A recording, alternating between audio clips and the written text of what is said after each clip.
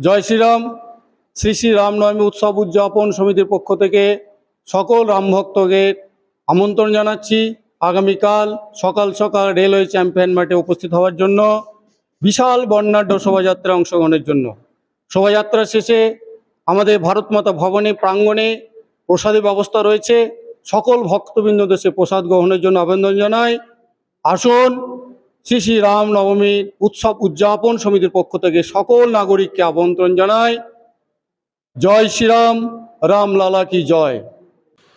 আগামীকাল রামনবমী, তার আগে জোর প্রস্তুতি জেলা জুড়ে। রামনবমী উপলক্ষে আগামীকাল বীরভূম জেলার একাধিক জায়গা জুড়ে বের হবে বর্ণাঢ্য শোভাযাত্রা। কোথাও আলোকসজ্জা তো কোথাও আবার গেরুয়া ধ্বজ লাগানো হয়েছে। জানা গেছে আগামীকাল রামনবমীকে সামনে রেখে রামপুরহাট শহর সহ পার্শ্ববর্তী বিভিন্ন গ্রাম থেকে একাধিক র্যালি বের হবে। প্রতি বছরের মতো এবছরও প্রচুর মানুষের সমাগম হবে, এমনটাই দাবি আয়োজকদের।